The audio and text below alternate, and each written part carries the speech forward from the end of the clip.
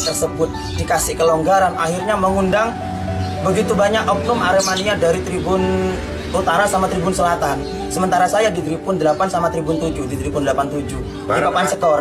Di papan skor di Tribun Timur saya, Pak.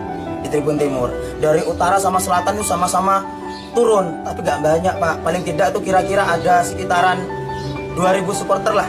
Gak nyampe separuhnya, padahal yang hadir 42.000 lebih yang hadir itu. Full sesak memang di Kanjuruhan itu, Pak. Karena mungkin hal tersebut yang memicu adalah aparat sendiri yang memukul Aremania begitu keras sampai ada yang meninggal di lapangan pada saat itu, 2 orang kalau nggak salah. Kita melihat dengan mata saya sendiri, Pak. Sebelum ada tembakan sebelum ada gas air mata sudah ada pukulan yang meninggal. Dari pihak aparat sudah ada pukulan dan geletak di tengah itu sudah terkapar. Meninggal Anda tidak tahu ya bahwa terkapar. Tapi nggak bergerak sudah, Pak. Posisi sudah terdiam gitu. Di situ tribun kami 87 turun, tapi nggak semuanya, Pak, hanya sebagian. Apa maksudnya? Itu sudah awal kerusuhan di sana. Langsung masuk gas air mata dan itu bukan ditembak ke rumput. Sekali lagi saya bilang ke tribun langsung, Pak. Ke tribun langsung. Di depan saya sendiri, di depan saya pribadi, saya melihat seorang ibu bawa anak balita kira-kira 1,5 bulan, masih digendong seperti ini posisi. Anak saya sudah tidak bernafas, anak saya sudah tidak bernafas, anakku harus mati, bilangnya seperti itu. Dari ibu tersebut dan suaminya sudah nggak bisa bicara apa-apa. Ibunya cemaput, geblak. Saya menahan sama teman saya, Pak. Orang empat. Saya bilang ke teman saya, sambung gue tahan.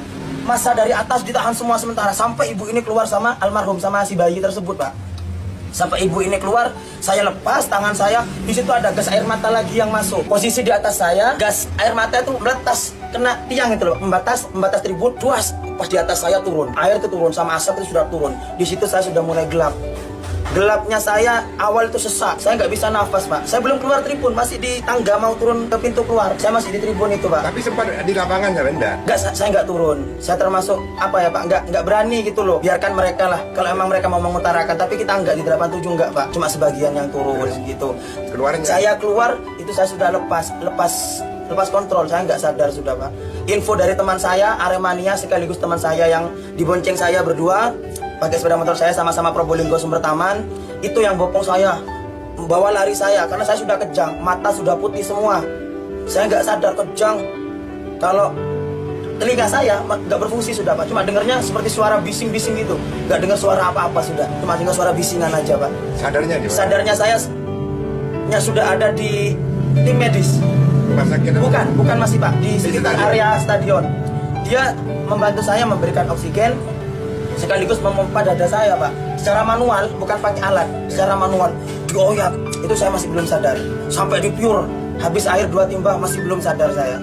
Terus teman saya bilang, ayo harus bawa ke IGD. Jangan, Mas, ini harus ada penanganan utama dari tim medis dulu. Takutnya apa, di perjalanan meninggal. Karena dilihat denyut nadi saya masih ada waktu itu, Pak. Jadi diusahakan sebisa mungkin sampai saya tuh akhirnya merespon. Badan saya merespon dengan batuk, Pak. Batuk yang terasa perih, tapi nafas masih tersendat, masih sedikit-sedikit. Saya baru bisa nafas kalau kepala saya di ke ataskan gini, baru bisa nafas saya, Pak. Dan itu murni karena gas air mata. Terlalu banyak sudah, Pak. Kebetulan di atas saya.